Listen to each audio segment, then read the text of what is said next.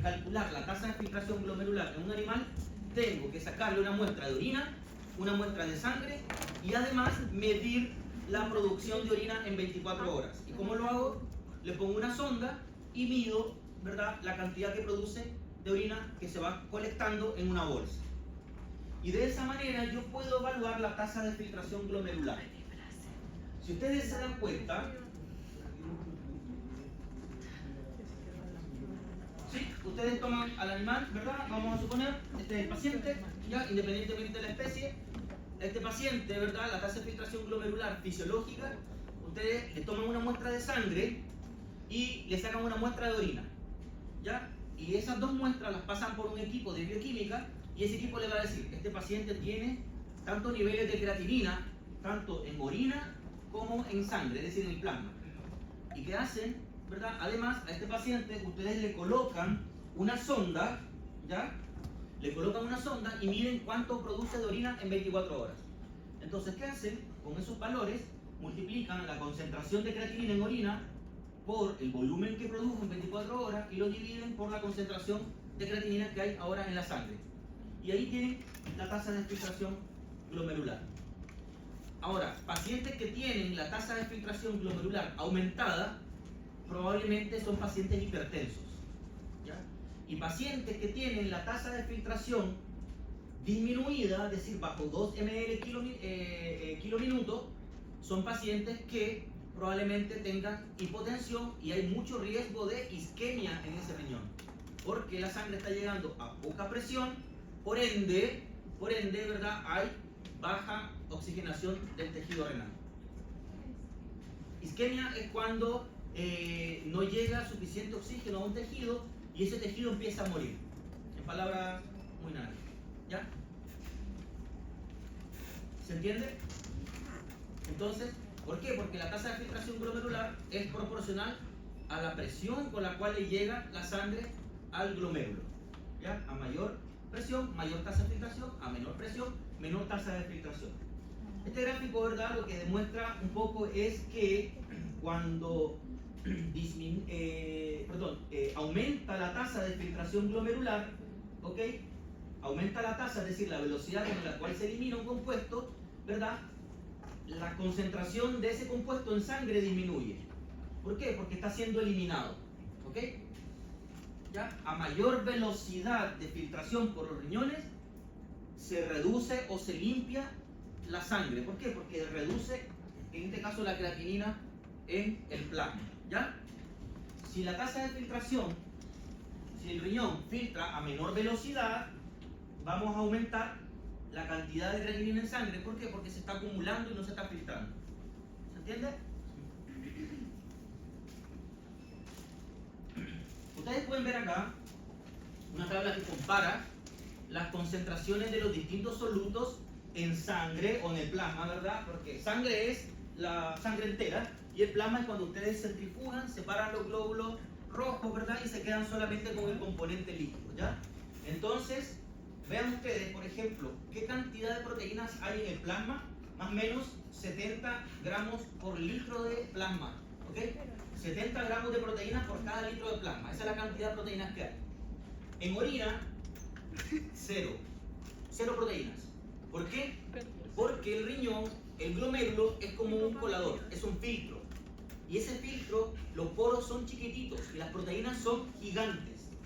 Por ende, si nosotros nos encontramos con proteínas en la orina, significa que ese glomérulo se dañó y ahora tiene poros más grandes, ¿ya? Y eso sucede en pacientes con lesión renal. Cuando hay una enfermedad renal, ese glomérulo se destruye y empieza a filtrar proteínas, ¿ok?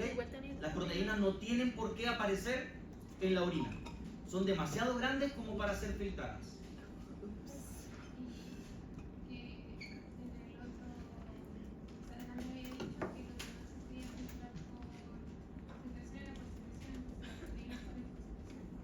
No, por filtración. Las proteínas salen por filtración, pero solamente si el glomérulo está dañado, ¿ya? Naturalmente las proteínas no se filtran, ¿ok? En condiciones fisiológicas las proteínas no se filtran.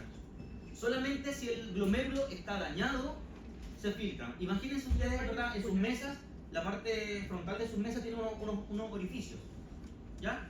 Entonces, esos orificios vendrían siendo como los poros del glomérulo. Y las proteínas vienen siendo como este termo. Imposible que este termo pase por uno de esos hoyitos.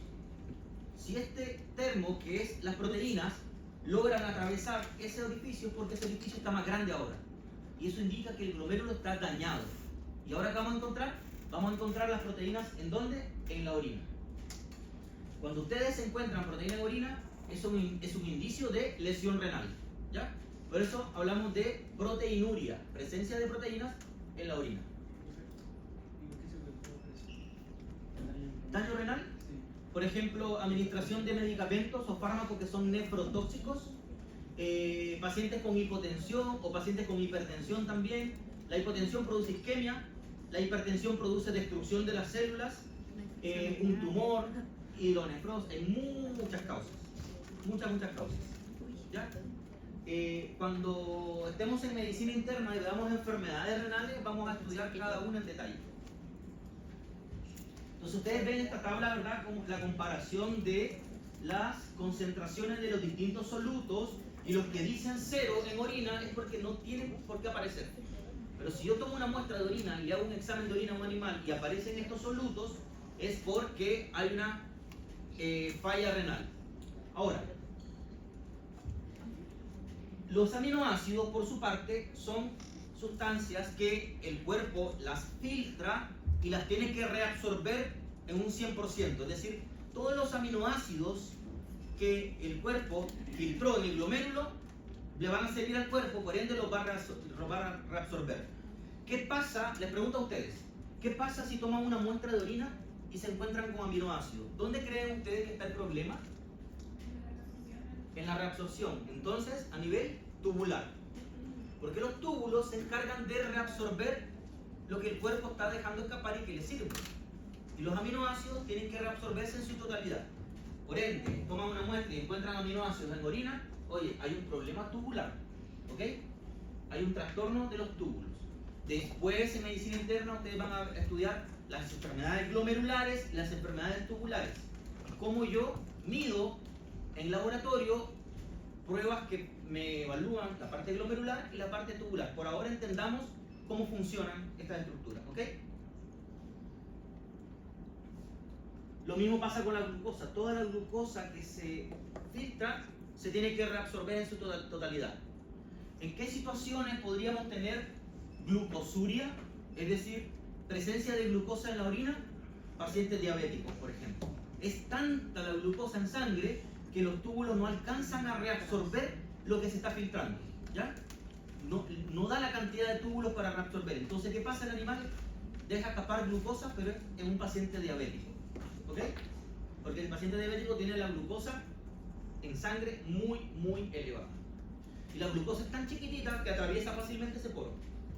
Pero las proteínas no, ni los lípidos. Los lípidos son grandes, tampoco atraviesan ese poro.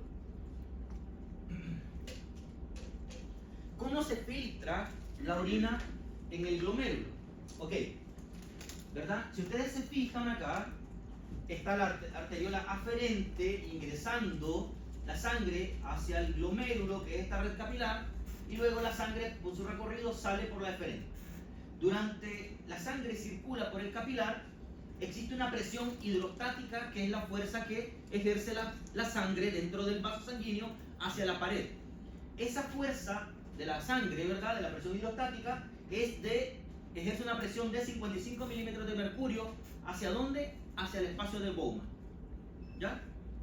Por otra parte, sabemos que en la sangre van proteínas. ¿Y las proteínas qué hacen con el agua? Atraen. Por ende, hay una fuerza que se opone a esa presión hidrostática de la sangre, que sería la presión, acá, la presión oncótica o presión de las proteínas que están en el plasma, ¿ya?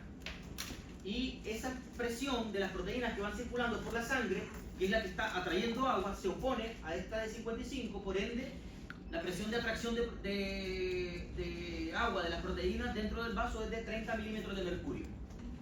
¿Se entiende? ¿Sí? Si yo me quedo solamente con estas dos presiones, que es la de la sangre y la de las proteínas que están dentro del vaso, ¿verdad?, a los 55 le resto 30, ¿en cuánto me queda la presión neta? 25. ¿A favor de quién? De la filtración, ¿verdad? ¿Se entiende? ¿Sí? 25 a favor de la filtración. Pero además, el líquido que se está filtrando es como que yo saque agua de esta sala hacia el exterior. Afuera va a haber agua, por ende ese volumen de agua que hay afuera igual va a estar golpeando la pared por fuera. Entonces va a haber una presión hidrostática del líquido que se está filtrando hacia la pared. Pero esa fuerza es menor a la de la sangre. Y esa fuerza es de 15 milímetros de mercurio. Y esa fuerza va en sentido contrario a esta de la sangre.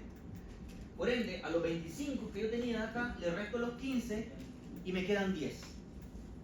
Entonces, en resumen, la fuerza que va en sentido a la filtración es la presión hidrostática de la sangre, que es de 55 milímetros de mercurio, ¿verdad? Y en sentido contrario tenemos la presión de las proteínas que están dentro del vaso, que atraen agua, y además la orina que se está formando, que está golpeando, ¿verdad?, la pared por fuera con una presión de 15 milímetros de mercurio. Cuando yo hago la resta, ¿verdad?, la suma y resta aritmética, me queda una presión neta de filtración de 10 milímetros de mercurio a favor de la filtración. Por ende, en el glomérulo, la sangre se filtra a una presión de 10 milímetros de mercurio. ¿Pero se entendió de dónde sale esa presión neta de filtración? ¿Verdad? De las fuerzas oncóticas y las fuerzas hidrostáticas. ¿Ok?